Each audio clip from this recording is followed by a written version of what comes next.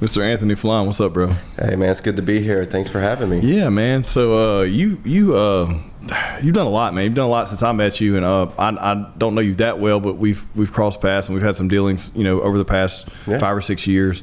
And how long have you had Fat Calf now? The brasserie, we just celebrated 4 years. So 4 years, and before that, as you know, we were down at the brewery. Right. We started out as the Boucherie, more of a gastropub concept, but whenever we made that transfer over, we didn't want to lose our identity, but we also needed to show that we had changed, what we were starting out to be. So yeah, we just celebrated 4 years Sunday. Yeah, which is remarkable all in itself. But we started right before all the world fell apart, so to still be standing here is a blessing all in itself. Yeah, and it's funny because you guys got started right off of like out of a pub, which was cool to me. Yeah. Like, what did you? Well, let's go all the way back first. How did you get into the chef thing? Like, how did this happen? Oh man, it's been a wild road. This year I'll make almost 20 years I've been doing this. Okay. Never did I set out. Never was on my radar to be a chef. I'm just an average cook living on my own, cooking for the guys I lived with, and then as you're younger, you hang out and you kind of find yourself in circles you shouldn't be in. And so that kind of pivoted me from leaving Texas to going to California. And I went to California because my cousin I grew up with here, we moved to Texas together. Okay. So we had grown up since we were 8 years old. And he had already left and went to San Francisco to go to an art institute. He's like, man, you got to come out to San Francisco. You got to get away from, change your surroundings and come out to California. You'll love San Francisco. I never even... I always wanted to go to California, but I never didn't know much about cooking or San Francisco. And I tell this story because it's the honest truth how everything happened. It's like he told me there's a culinary school, the Cordon Bleu. Just like Art Institute, you can get funding. They'll fund you. It's like, oh man, I don't know about that. And I was sitting there in my apartment in Texas, like 1 o'clock in the morning, drinking, doing whatever, and that infomercial came on. 1-800, do you like to cook? Do you want to be do you have inspirations to be a chef? Well, call this number, Le Cordon Bleu, and it was like a sign. So I called it. It took me about a week to get around to it, and I called it. And within 2 weeks, they had me funded. And that was my ticket at the time to get out of my surroundings and get out to California. Yeah. And I took the Amtrak one way all the way to San Francisco, and the rest is history. I got into culinary school. It was a way to support myself. I had stipend money. How old were you at the time? 20. Okay. I turned 21 out there. Okay. I'm about to turn 41 in December, so it's been quite a while. And when I got there, I didn't know anything about cuisine, food. What I knew was steak, baked potatoes, marinating your steak in beer and throwing it on the grill. It was nothing of that magnitude, but I got to eat well. And I was just a kid from, Bossier. I went to airline, lived in a trailer park, and never saw that. Everything was so new to me. Yeah. And at that time in my life, you're wild at that age. So it kept me from finding trouble. And I worked and went to school from 7 in the morning till noon, got on the Amtrak or the Muni, and took the subway to my job where I worked till midnight, go back home. And I did that over and over for a good 3 years until I graduated. And I lived out there for 8 years, but it just kind of stuck with me. And it was always one of those tug of wars. I want to do this, being a line cook, it was hard, trying to survive, especially in a city like that where I had to work 2 jobs. And over the years, after 8 years of being in San Francisco, I had to come back home just because it's too hard to make it. Yeah. Had to ask myself, why am I doing this? I work 6 days a week, sun up to sundown, sleep on Sunday, start back on Monday. And at that time, my family needed me around. I kind of was starting to miss home a little bit, and found myself back in Shreveport, for $10 in my pocket, trying to figure out back living at home with my family. Just like, what am I doing here? Like, am I having a midlife crisis at 30 years old? I think I was 28 then, and it just kind of over time, it's just kind of stuck with me. And I've had many conversations with myself and my wife, like, what else would we do? Yeah. You know, what else? I don't see myself sitting in an office. So that was the next natural progression of working in a restaurant business, was to step out into something unknowing, risk, you know, jump off and start our own business. Yeah. When we had no money. So, you know, mouths to feed, a mortgage, and it was scary at times, but my wife, luckily, you know, Amanda, she didn't hold back. She said, go for it. And I wouldn't say it's been the easiest endeavor, but it has been the most fulfilling, if that makes sense. Yeah, man. I mean, there's a lot to what you do. Like, what you do is, I feel like every chef has their, you know, their expertise and their little bit of, you know, their artistic, you know, whatever it may be, significance, I guess, and, you know, something that sets them apart.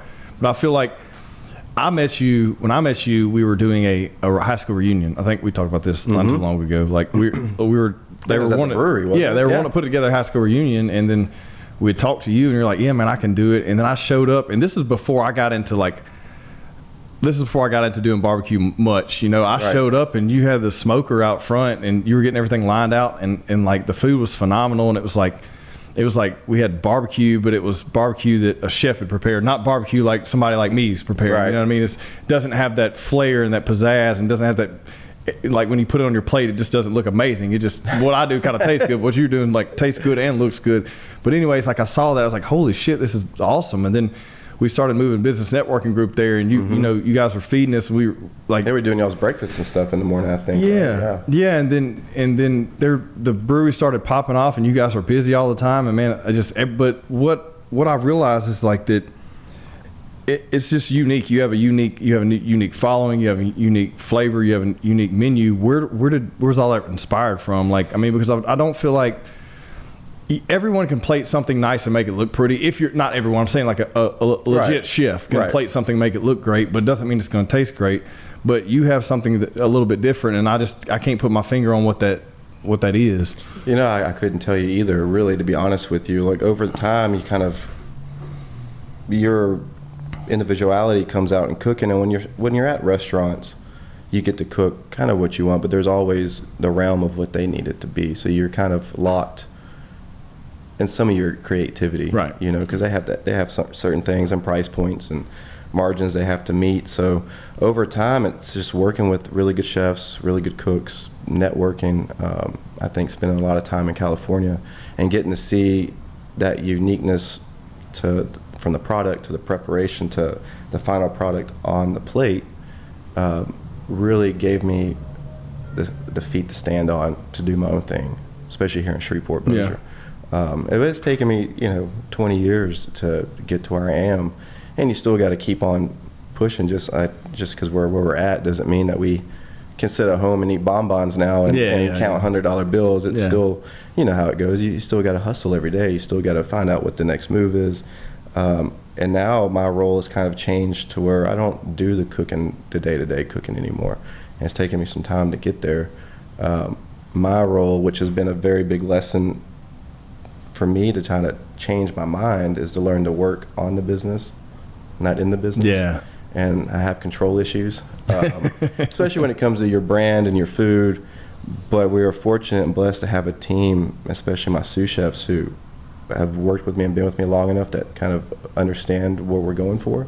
And so now I've kind of been more of a mentor, teaching them to kind of be my hands and execute, through discussions or, meetings of what we would like to do next. And that's really interesting to see blossom. So. Yeah, well, it's fun to make that shift, especially when you're good at something, you have it dialed in, and then having to relinquish that because it's hard. It's a hard transition. Yeah, because you want to work on. You're like, well, I'm reached the plateau here. Now it's time to go to the next phase, but I have to step back and kind of let some other people take control of this so I can move this boat forward. Right, which is also a kind of a double-edged sword, because you don't want to be out of it too much, because then questions get where's the owner, right? And everyone wants to see you when they show up. Like that's how it comes. Well, I don't know what is that about food. Like what is it about when someone wants, like any of the old respectable restaurants, and you go anywhere, like the ones that have been here forever, like you go to Two Johns, everybody wants to see John. You go to Ernest, everyone wants to see.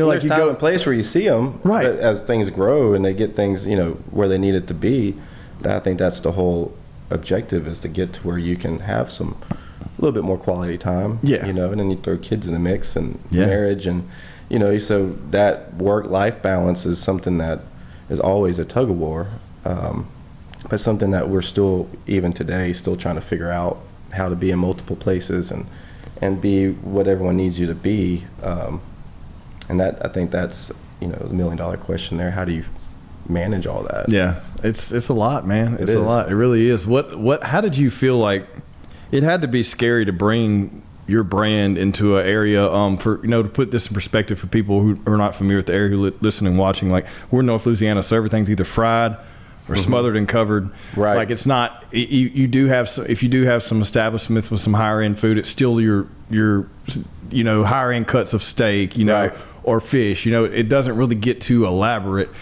Like, it had to be scary as shit to take that gamble. It is. You know, the hardest thing is not worrying about what people think. Right. You know, reviews, and you know, a lot of the people who review you or leave don't quite understand what you're trying to do. Well, if you don't have a palate, you know, if you don't have a palate for something unique, then it's hard to, and it's also like, if you're your market's limited because of the people's, their culture. Yeah. You know, they haven't experienced things. They haven't experienced. Are they traveled? Have they left? Yeah. Do they understand that? And it's taken us, I mean, we've been on our own now for 7 years, and I've been back in Shreveport for 13, on and off. And I'd say from the time I got back to where we are now, watching even the Shreveport-Bossier area, there's a lot more new age being brought, a lot more innovativeness.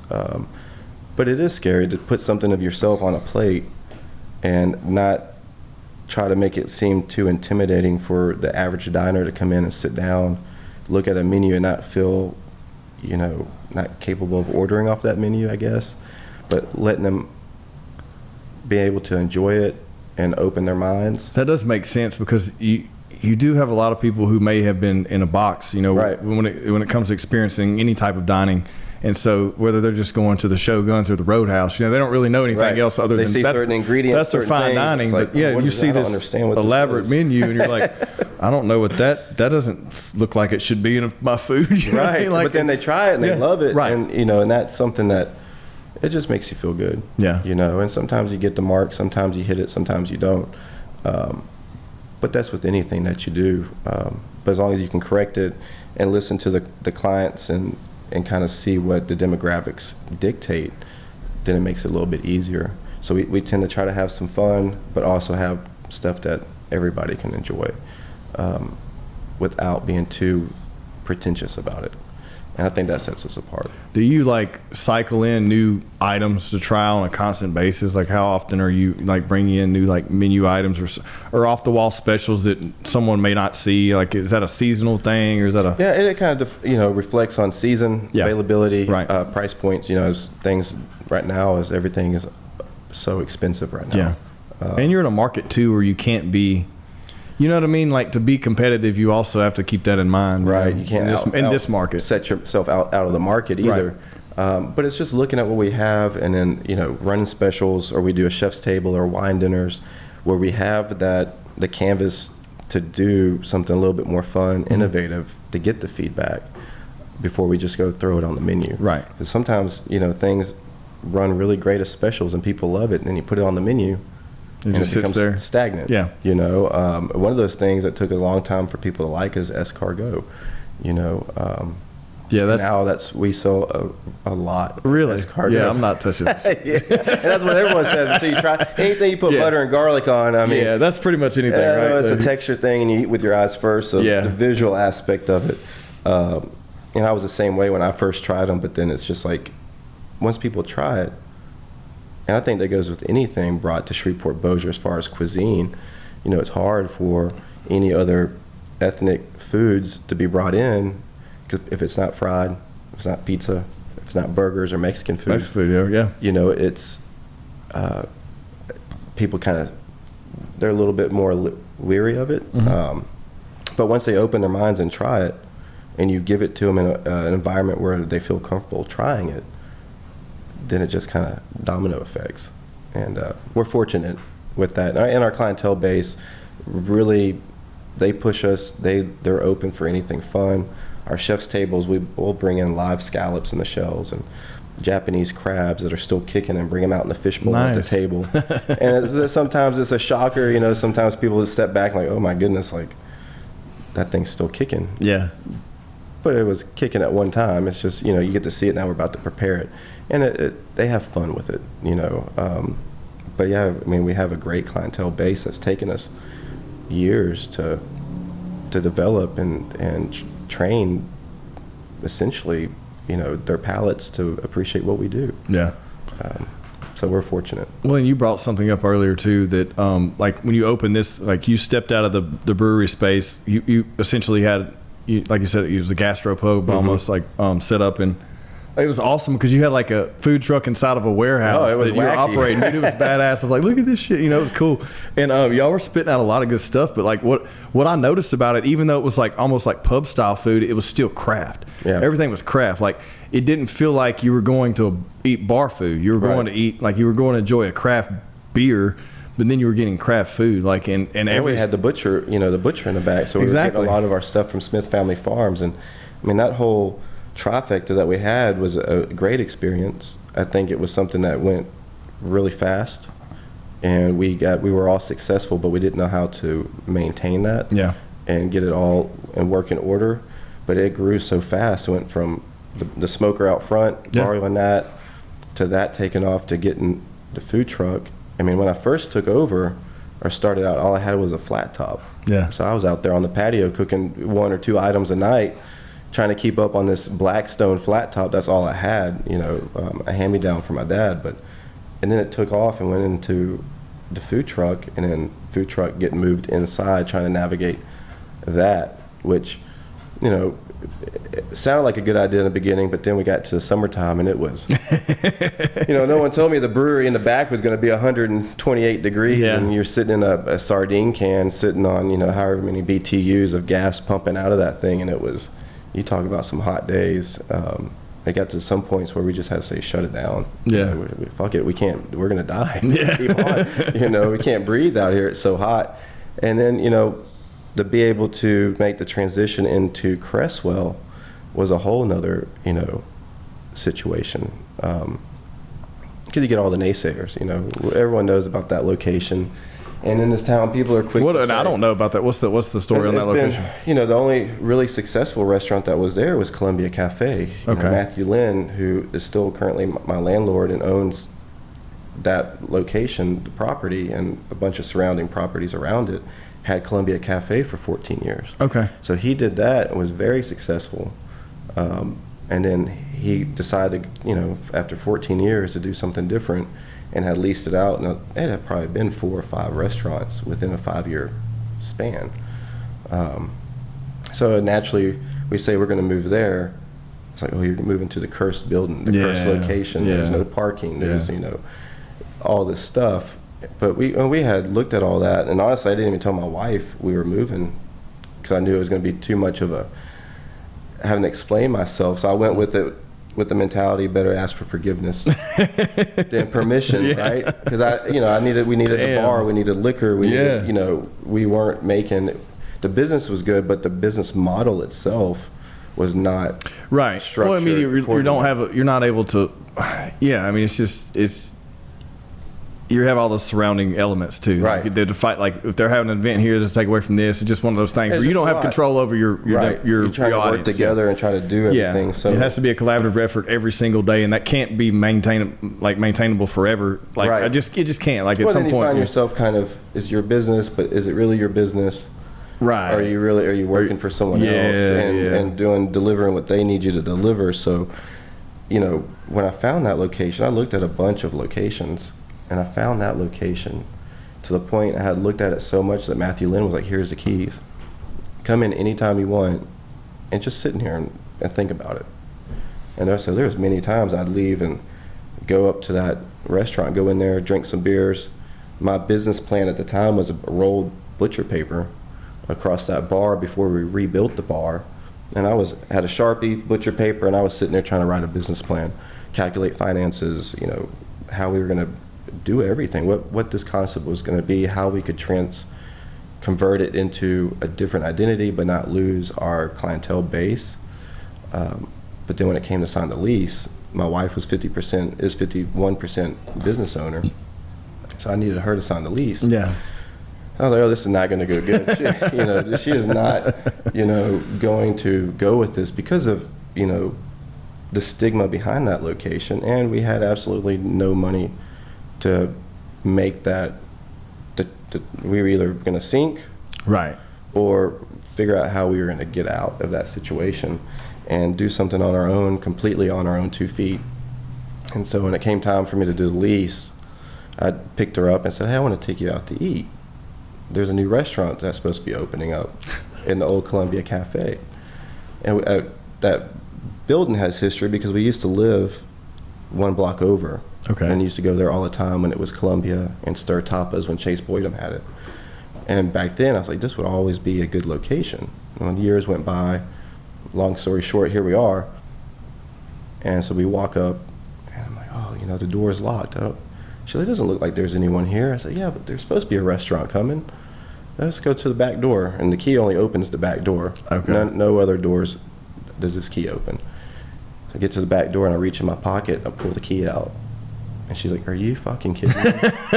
What are you up to? Like, what is this? I was like, well, this is going to be the new Fat Calf. And she was not happy. She didn't say no either. Right. She just was real concerned. And when we walked in, it had been shut down for years. It was old. The kitchen was, falling apart. She's like, we are not going to do this here. Like, are you crazy? Let's go to Line Avenue. Let's go to Erie Drive. I'm like, well, the rent, no. Yeah. Rent's going to kill us if we go over there. And I said, here's my business plan. I've been working on it. And over the past month, I've been sneaking out at night. 11 o'clock, put the kids down. Hey, you know what? I think I left something on at the food truck. I better go turn the fryer off. She said, really? At 11 o'clock at night? Like, what are you up to? I wouldn't get back till 2 in the morning. So her question's starting to go in a whole different, a whole nother, down a different path. I'm like, no. I've been working on this, and this is what's going to take us, and this is, how we're going to get here. We got to get this open in 3 months, but I need you to sign the lease, or we can't do this. And there was some hesitation, but long story short, she signed it. We had absolutely no money. When I say no money, when we shut Fat Calf, the original, before we got some investors to come on board for Fat Calf, we had $30 in that business. It was that bad. And we shut it down on a Saturday, and I was back up and running in 3 months, but we had raised money from a couple of friends, family, Jim Mosh, and we had put that money aside, and that was part of the agreement. It can't be touched for the food truck. Right. This is allocated for, this. And we didn't have a whole bunch. I think we had $80,000 altogether to put into that. And that's with flipping it. You got to remodel. Remodel. Yeah, that's equipment. Nothing. To put in perspective, people don't understand. And then startup cash. Yeah, that's nothing. And then when we opened, we still had, we opened, we got through it all. I did a lot of the work myself, just like I'm doing over at the Olive property now. And it was I looked at it as you can always add as we go. We don't have to have everything at once. Right. Let's just, and over time, what it is now compared to where we started, we've definitely done some adjustments. And every time we make a little profit, we put it aside and reinvest into the restaurant to get it to where we want it to be. And we opened up, and it was gangbusters. It was scary. I slept at the restaurant quite some nights because I had maybe a handful of kitchen employees, handful of staff. I think the week before we opened, we had no front of the house staff. And all of a sudden people applied, and it was a crash course of 3 days. Here's what we're going to do. I wrote the bar menu in the beginning. I wrote the regular menu. We opened, and it was busy. And we opened in November, actually yesterday. It was when we opened. Yesterday, 4 years ago? Yeah. Was the actual day we opened. And it was gangbusters, and we were balls to the wall, and everything was great, and tunnel vision, trying to keep the restaurant going. And then, COVID happened. What happened then? Because I'm extremely particular when it comes to my vehicles, and I only recommend those here the same way. That's why I always recommend SBC Autos. They take pride in their inventory, from badass four-wheel drives, clean classic cars, and even your everyday grocery getters. They have it all. No hassle, no BS. SBCautos.com. We saw the death of so many businesses restaurants won, like especially ones that weren't able to just like pivot and make the takeout thing. Like you like dishes you have, you're not. And we tried that. We tried everything. Right. You know, I didn't even see that coming. At the time, I don't really watch the news. I don't like to wake up to it, go to bed to it. I read the paper and some things to keep up. But at that time, I was in survival mode, trying to get the restaurant going. You know, we got to make sure we're generating revenue. And one of my employees came to work one day and said, "Hey, chef, have you seen anything about COVID-19? It's going to shut the world down." I was like, "Oh, it's not going to shut the world down. What are you talking about? I haven't seen anything like that." So, "Do you watch the news?" I'm like, "No, I've been working on the restaurant. I haven't really been home much." So he kept talking about it. A couple more customers came in talking about it. So I was like, well, maybe I should go do some research. It's like, there's no way they're going to shut the world down. And that's when I saw Italy on lockdown. I was like, well, Italy. Right. It's not going to shut the world down. That was on a Saturday. So Monday, the following Monday, we had a meeting, you know, with some of the investors and our staff. Like, you know, my mother-in-law, who's like, hey, chef, you should probably figure something out. This is pretty serious. What are we going to do? We're going to have to go to takeout. I'm like, there's no way we're going to do takeout. Like, that's not going to be sustainable. Right. You know, and so we did that for like the first week, but it was so much trying to pivot and trying to figure out that I gave up after the first week. I was like, this is ridiculous. Like, I'm spending more money on the cost of takeout products because people jacked the prices up on everything. Yep. Availability, everyone was panicking, so it was hard to get anything we needed. And I was like, I think the first week we spent $1,800 on packaging for to go stuff, when we made, you know, $3,800, and we had some staff we had to pay myself, you know, we had bills. It's like, this is not going to work. And when they shut it down, so that was on a Saturday. Monday, we get out of that meeting, and that's when the governor came on and said, shut it down by, I think, 8 p.m. that night. Mm-hmm. And we were going to fight it at first. I was like, we're not shutting down. We can't shut the business. Then, you know, if you don't shut down, they're going to pull your liquor license. You're going to get all these penalties. And so I was like, dude, you know, we'll hold back. It's only 2 weeks, right? We'll shut down. Well, that 2 weeks turned into almost 4 months of being not shut down because we had to be shut down. Once they lifted it, it was only a 25% capacity. Well, we're a 60-seat restaurant. Right, so you're already, And that's staff included, plus the patio only sat 4 table, you know, 16 people at the time. I was like, well, dude, we can't do this. I had a huge staff to take on. So we all got unemployment, and we did all the paperwork for everyone, myself included, and we just kind of lay low for a little bit to kind of watch and see what was going to happen. And then once they lifted capacity to, I think it was 50%, maybe 75%, we opened back up. And we were busy again. Yeah. But then it was up and down, up and down. Yeah, because they kept saying, oh, we may have to shut down here. You got to do this there. Open up, and someone would get COVID, and then we had to so shut far down distance for 14 apart. days. Yeah. And you talk about, it wasn't even opening and closing. It was the loss of revenue. It was, you make a big food purchase just for 3 days later for 4 of your staff to have COVID. And we took it seriously. We did. We shut down, everyone get tested. Right. And at that time, we had a quarantine for, I think it was 10 to 14 days or something like that. Throw all the food away, come back. And this went on for, after we opened back up, probably a good 3 months of having to shut down, open back up, shut down. Everyone got COVID. What are we going to do? You know, everyone's in face mask, and that kitchen's hot. But we made it through it. And it wasn't the easiest feat, but when we had to shut that restaurant, I had to make that decision. You know, my daughter was about to be born in a couple of months. She was born during the middle of the pandemic, which was a weird experience in itself. You know, not being able to be there in the room and all that. And it was like, you know, you don't want to panic. I went through my phase where it was, you know, Jim Beam was my friend every night. And, you know, my wife's like, you guys slow down. Like, I was like, wait, we have, you know, $25,000 in our checking account for the business. Like, I don't know what we're going to do. Like, this is, you know, and people helped us out. Like, how do you explain that? And, you know, so all that was whirling through your head, you know, trying not to panic.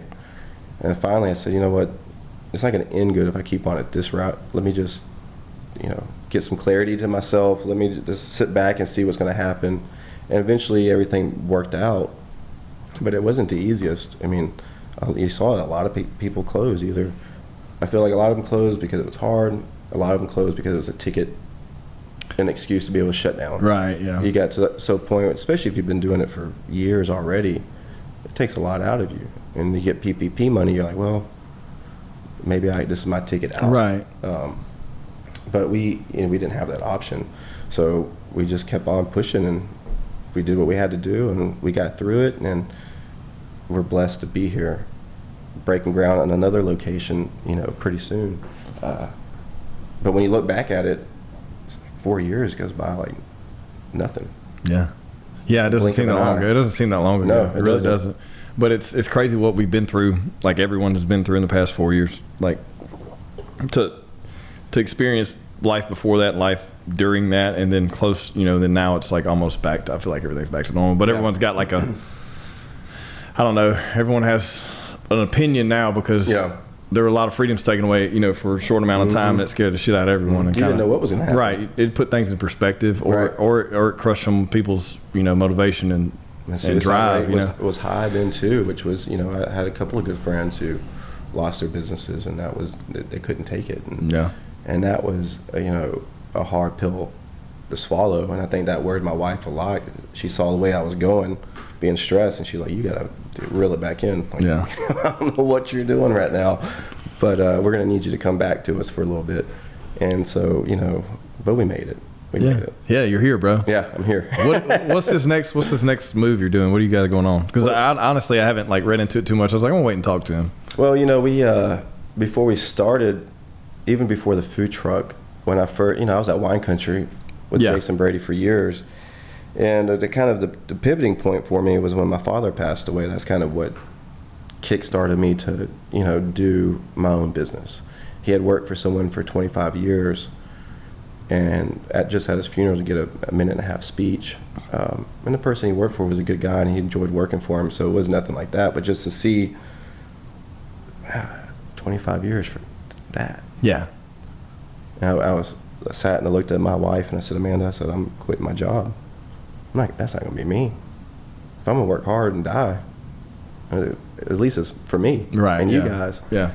So when we stepped off, I had this dream of doing Second Act Supper Club, which was like a speakeasy, dining, pop-up dinner club. I first came across it in San Francisco, where back then they called it guerrilla dining. So it was chefs, line cooks, people trying to branch out, make a name for themselves. They pop up in people's apartments. They turn it into a dining room. Okay. High-end, all the same bells and whistles you'd get at a restaurant, but it was super illegal, under the ground. But that was the allure of it, right? A speakeasy dinner club. So the first one we did was at the Calantian Temple. And I was like, we're going to do this. We're going to sell tickets, and we're going to do a menu that no one's going to see. And so that's kind of how that started. And, shockingly enough, we sold 80 seats within about an hour and a half. And at this time I had, people knew who we were by association with the restaurant I was at. So I had that, but I never knew I would sell out like that. So we did really well with doing Second Act Supper Club, popping up in random places, whether it was Calantian Temple, Municipal Auditorium, Lake Street, and we turned it into a restaurant for a night. Tables, chairs, artwork, musicians. Do a set menu. No one knew where they were going or what they were eating until the morning of. They'd get an address, and then they'd sit down, and there would be a menu. And we did take into account dietary restrictions. Right. We'd say, if you buy a ticket, let us know if you're allergic. Right. Which was hard to do in a place I had no kitchen. All I had was a flat top. I did all the prep out of my house. Turned my house into a dish pit, outside, washing everything at the end, and it was very hard work. But we did that for almost 2 years while we were doing the food truck. So we were doing both. And so the idea had always been, once I got Fat Calf Brasserie back up and running and stabilized, that we were going to go back out and do Second Act. Well, then the COVID happened. So I had to dissolve. I had to fight my battles, basically. I was like, do I focus on the restaurant that's just open, or do I try to do something that's dead in the water? Yeah. And it was a hard decision. So, let's just let that hibernate. And we lost track of it for a good 2 years. We didn't get back on Facebook or social media with it. We just kind of dissolved it, let it kind of disappear for a while. Well, over time, As our catering and outside events have picked up, our kitchen's really tiny. I mean, it's probably twice the size of this room right here. And it's just a lot to navigate. And with the cooks and as busy as they are, I'm kind of in the way trying to do what I need to do. So I was like, you know what, let's get a kitchen, let's do a catering. And we found the old Lila's Bakery on 440 Olive Street. And we had the furniture, so I was like, well, it has a dining room. If we do the catering out of here, we can, another stream of revenue, do our dinners here. Right. And be stationary. So we don't have to, I'm getting too old to. Yeah. My energy's running out of the days of loading up all the glassware, silverware, Dude, everything. I'm with you. I know all about it. And set it up and then break it back down again. And it's, it's a lot to do. So that's what we're going to reincarnate. We're going to take the phoenix out of the fire and let it come back to life. And it's looking good down there. We passed all our permits last week. So we're officially in business as a separate entity. And today when I get back, it's installing artwork and getting the final touches on it. But to see it come back to life was an easy decision because we needed, as you grow, you need, the restaurant's a beast all in itself. I mean, it's hungry. And it is just us now. We don't have any more, people backing us up. And so once you've reached a certain point to where the seams are kind of busting there, it's like we can't bring much more revenue in unless we open more days, open for lunch, holidays, brunch. And I'm anti doing that. Right. I don't want to have to work my team more than I have to work. Even our hours now, we're 4 to 9. We've consolidated it, and we're doing better than we were in the beginning. So it's like, how do you bring in more revenue without doing lunch, without having to make your team work on the holidays? How do we do this? And it was catering, dining room, going to someone's house and doing a chef's dinner for them for a group of friends. And that's growing, so this gives us a kind of a landing strip to kickstart it and bring it back and reactivate all the social media and the branding. And so I think it was an easier startup than doing something totally different. Yeah, it makes sense. Well, yeah, you already knew the concept worked. You just bringing it back. Well, and I'm sure people miss that concept. So what does that look like? So you have this new entity, and it's going to be, or like you're going to have different chefs come in to collaborate. Like what are you doing? What's your concept? The idea for this is a catering kitchen, but also doing our own events. So just as you want to. As we do it, we can book it if someone wants to rent. Our biggest hurdle at the restaurant where we lose revenue is taking large parties. So you're going to use this as a catering event space too, not just a restaurant. Right. So you're going to right. But event space doesn't work down there. Right, of course, yeah. So you're essentially it's for large parties, and you're able to cater out of it as well, and then also you'll be able to close it for these private events. Right. Gotcha. And then we can do chef's tables. I mean, the restaurant is too busy where we can't take a 20 top or a 30 top. Yeah. And we get them all the time. So it's like, how do we facilitate that? And that's good revenue not to miss out. So we have this whole separate area where we can curate a menu for you and your guest. Gotcha. We don't have to charge you. We're not going to charge you to rent the space out as long as you're ordering, drinks and food. You can have a 20 top right there. Nice. And have it pretty much a restaurant to yourself, whatever you want to do. Our pharmaceutical lunchings, and we've already booked 10 events between next Sunday until the first of the year. Oh, so you're open and operational now. I'm open. Right. I'm legit. And we've been booking in hopes that I get my permit sometime. And it's put me behind about 2 months where I should have been open 2 months ago. Yeah. Trying to anticipate getting geared up for the holiday season. Yeah. But nothing ever works. It's always shipping delays or this or, trying to get the work done. And most of it I did myself.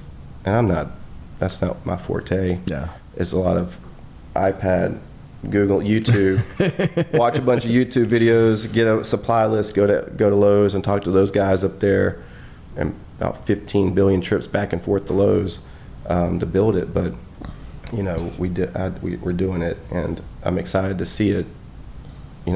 Our first event next Sunday. Nice.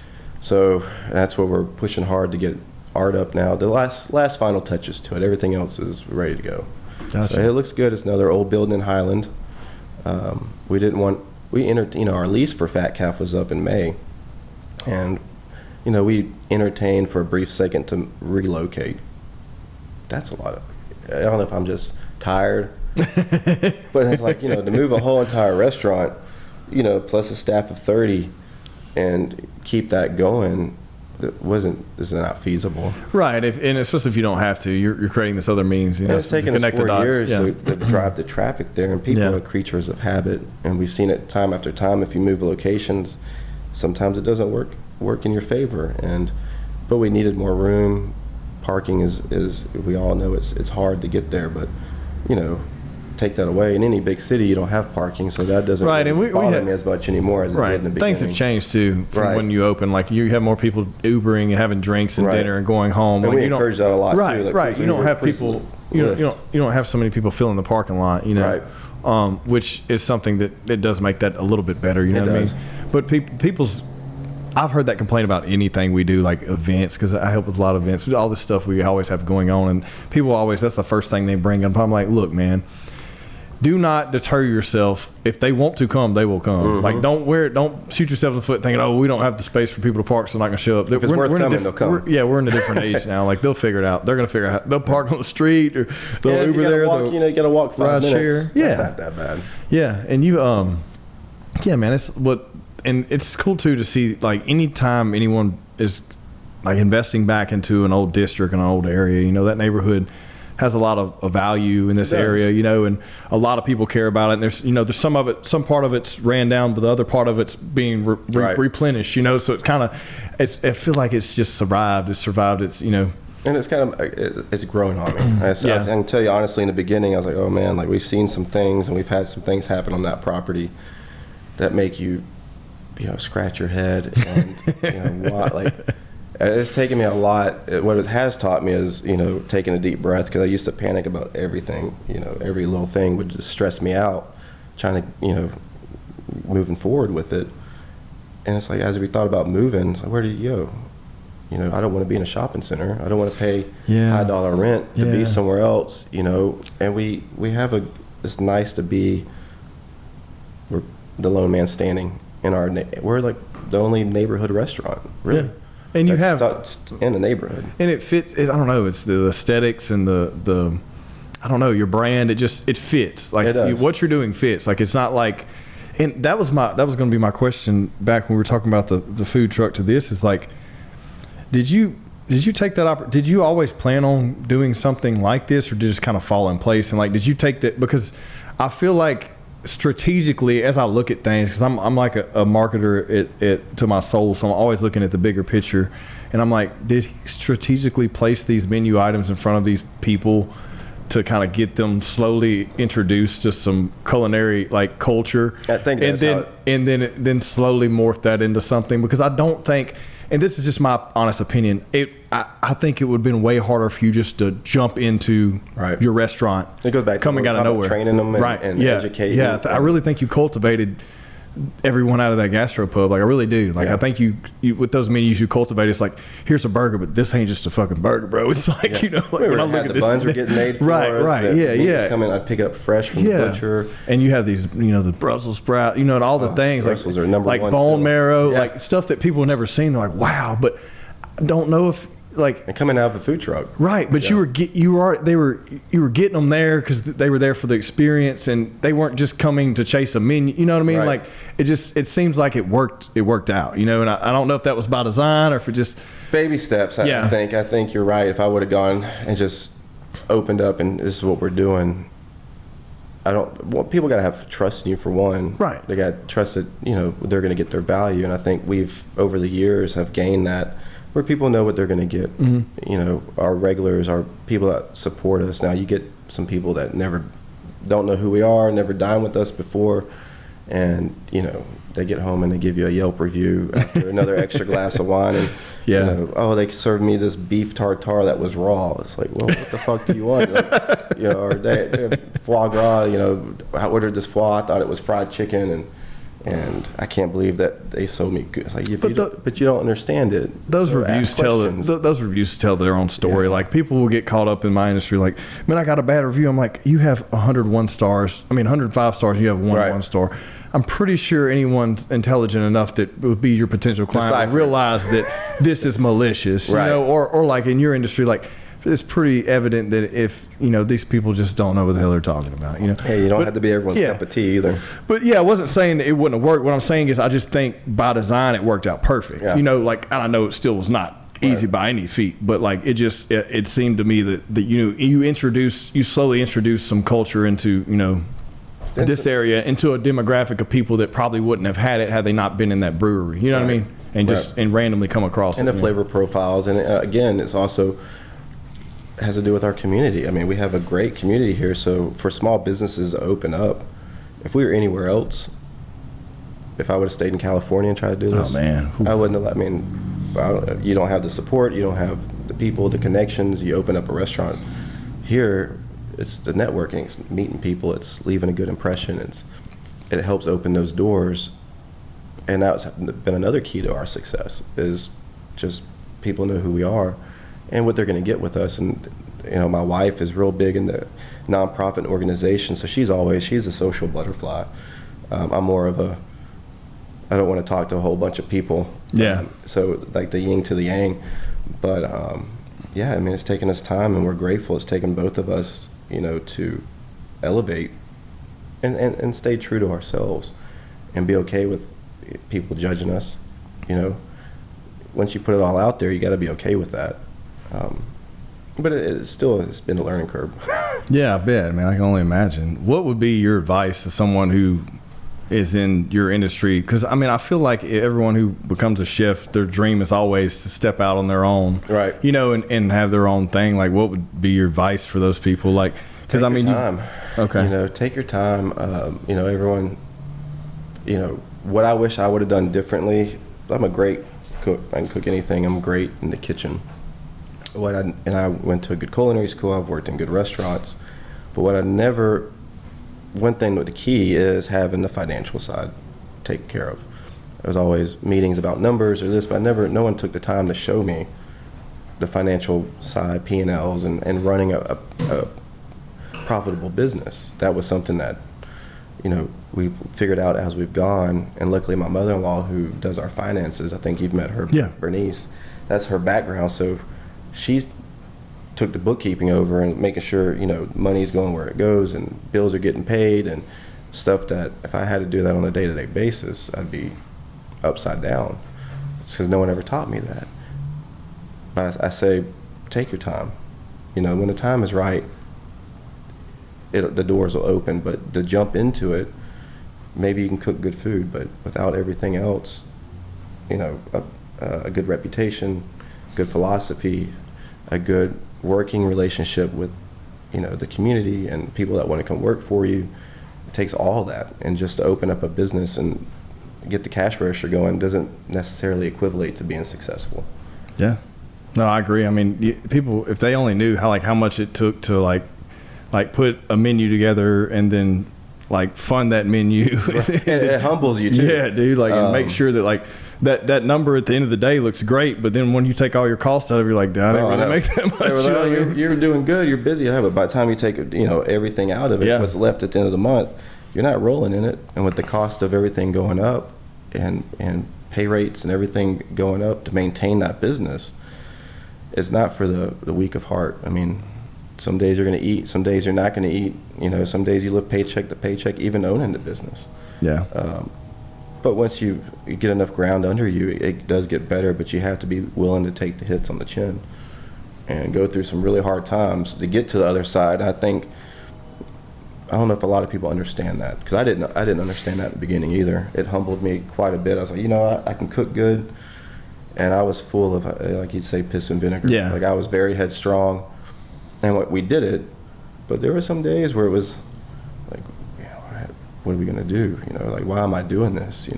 I'm tired, we're not making any money, but then it gets better. So as long as you can fight through that and you have a good, philosophy, a good foundation, business plan, you'll be successful. Yeah, and I feel like it puts in perspective for that person going through that in the moment that, okay, wherever I was before, they went through this same thing to get here too. Right. And it makes you appreciate that. It makes you appreciate the process more. You know what I mean? It's like, okay, I have X amount of years experience here at this restaurant or wherever, but that establishment probably went through the same thing to start where I am now. So it gives you a newfound respect for, past interactions and past people you collaborate and work with and all that stuff. It does make you sit down and say, man, like, I probably was a really hard employee to work with back in the day. But I mean, that's part of it, man. But thinking I knew everything, but it's humbled me, and it definitely made me grateful for what I have and how hard we've worked for it. And when you look back at it, and we were just looking at the anniversary, going back through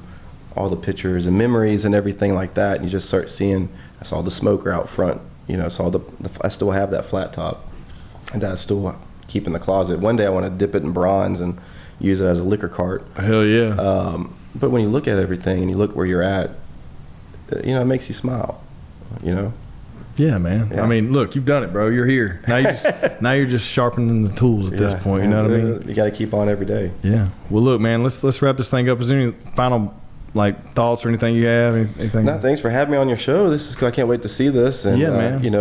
I've kept up with you, and you guys are doing good things, and I'm glad I get a chance to be on here and man, share my story with you. Yeah, dude, I appreciate it. Social media, where can they find you at? You can find us at Fat Calf Brasserie Facebook and Fat Calf Brasserie on Instagram. All right, cool. That's a wrap, bro. Appreciate it. DJ, thank you so much. Yes, sir, man.